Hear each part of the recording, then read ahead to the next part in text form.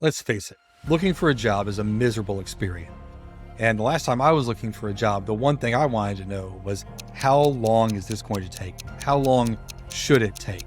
You're putting in all this work. You may not have a job right now. It's incredibly frustrating. So how long should it take to find a job?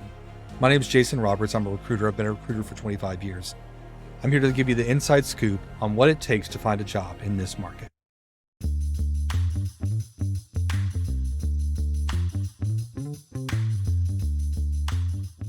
Before we get started, I need to ask you a favor.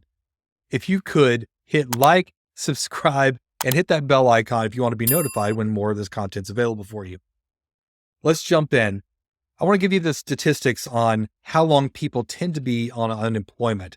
Now, the Bureau of Labor and Statistics releases data on a regular basis on how long it takes in order to find a job. July 2024, the average length of unemployment in the United States was 20.6 weeks. So 5 months or so is what that is. However, the median duration of unemployment increased to 9.8 weeks. I think the 20.6 feels a little more reasonable than the 9.8. So maybe the average versus the median, but that's the case.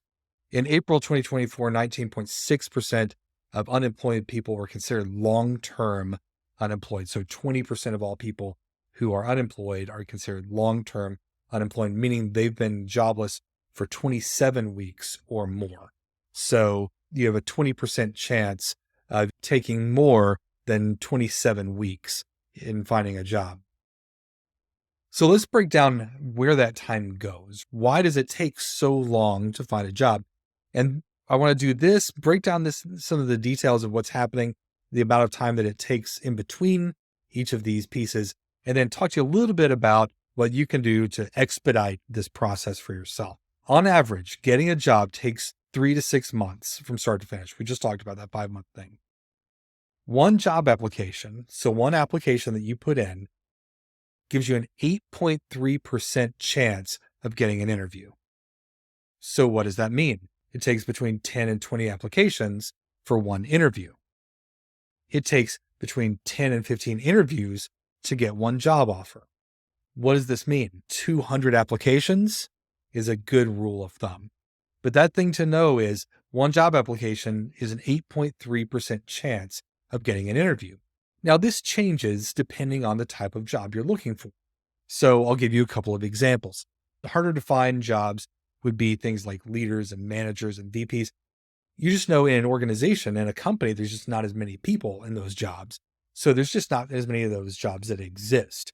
So if you are a senior leader, if you're a senior vice president, if you're a C-level person, a chief of some sort, then if you have any of those sorts of jobs, what that means is it will be extremely hard for you to find your next job just because there's not as many fish in the sea.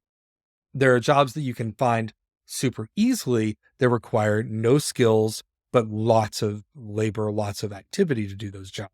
So that's why it's way easier to find jobs in retail shops, for example. Not a lot of previous experience required in most retail engagements. Think Walmart, Target, those sorts of things. If you're pushing the carts back in, you don't need a lot of experience to learn how to do that. You'll do that in your first day of orientation, correct? Okay, so that's how to tell where you're going to be on the continuum. If the average is going to be 20 something weeks, it's going to be 20 weeks, and you think you're paid way more than average, or you have a position that's a much higher level than average, just know you are likely to be on the top end of that threshold. Here's what can speed things up. If you have a large and significant network, say you have a big LinkedIn network, that will speed the process up for you immensely. If you have a lot of exposure, so say you have a platform of some sort, you speak at conferences, you write articles, you publish materials in some way, and people know you really well and may have been looking for a way to work with you, that will speed things up for you also. If you have friends in the same industry, which is part of your network really, but you may have some early leads that help, that may also speed things up. You reduce the time that it takes to find a job. if you talk to a human really fast. Now, part of that is by leveraging that network. The other part is finding the hiring manager. So once you submit a resume, once you apply to a job, going and finding the person who's doing the hiring on that job is the biggest thing that you can do for your chances.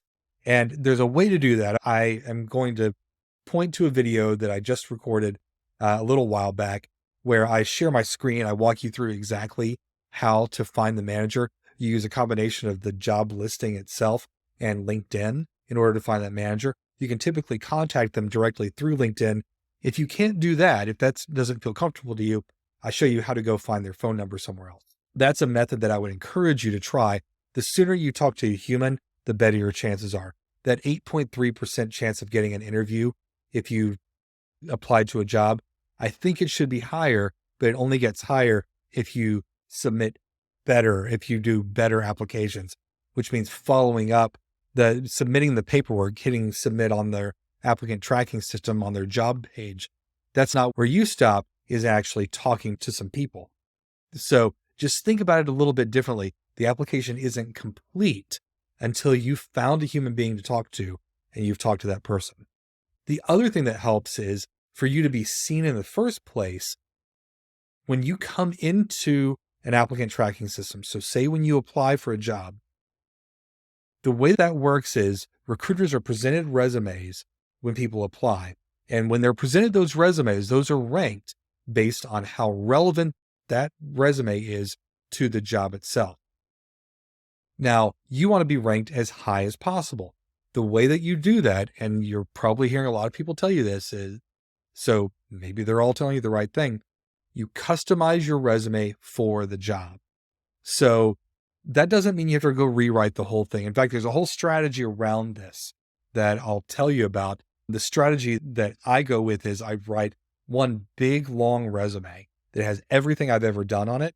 And I start taking things out and only leave what's really applicable for that job.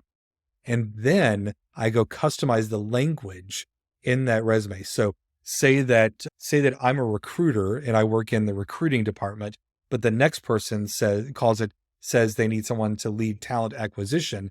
I would change everything that says recruiter to talent acquisition.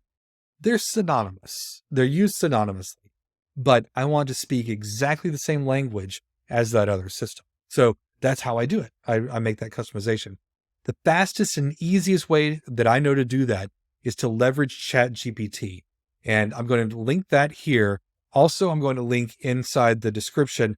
I've pre-built prompts for you so that you don't have to even write the prompt. You can drop this prompt into ChatGPT, even the free version of ChatGPT, and it will ask you for the job posting and to attach the resume, and then it will do everything else. That's all in the free version of ChatGPT. My prompts are also free, no cost to you to do any of that stuff. But I think it's the fastest and easiest way to do this, and I encourage you to take advantage of it when you have a chance.